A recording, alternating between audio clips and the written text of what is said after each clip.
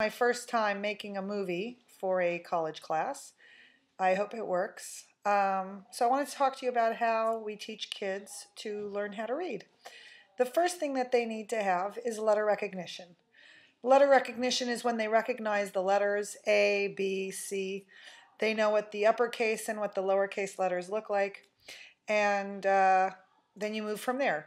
Once they have letter recognition, then they need to have phonemic awareness. Phonemic awareness is when they know the sound that's associated with the letters that they recognize. Once they have phonemic awareness, then you go on to something called blends. And blends are where they know the sounds. A great example of a blend is the Cat in the Hat book. You have the C-A-T. You keep the AT ending and you blend it with different consonants at the beginning of the word. So you have cat, hat, sat, rat, vat, everything else like that. Now the question arises as to how do we know when a child is ready to learn how to read? And I'm going to show you that in a moment. I'm going to see if I can pause this for a second. Okay, so children in your class now have letter recognition. They have phonemic awareness. They understand the idea of blends. That's all well and good, but how do you know when a child is really ready to learn how to read? I want to show you something. When a child first learns to draw a picture, this is pretty much what they make.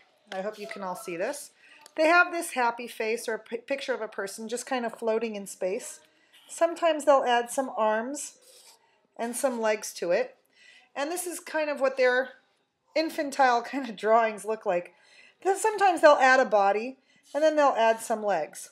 And then what will happen, I'm going to lift this up so you can see it, is eventually they're going to stretch those legs all the way down to the bottom of the page, like so.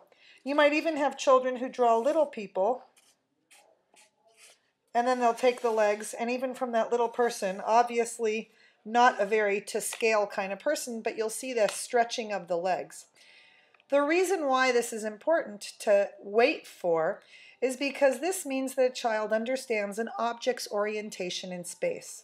I'm going to show you something now.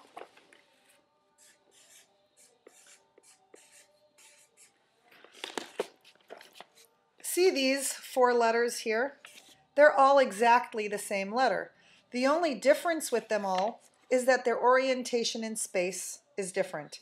And a child really can't learn how to read appropriately unless they have that object orientation in space.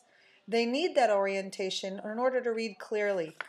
Piaget tells us that anytime you try to teach something to a child prematurely, that is before they're ready to really comprehend that concept, you actually prevent that child from learning it completely. And you don't want to do that. You don't want them to learn how to read using the wrong brain systems. If you wait until they have object orientation in space, then what happens is when they learn how to read, they actually will use the correct brain cells and structures and learn how to read more effectively, more enjoyably, and perhaps even more quickly. And that concludes this little lesson.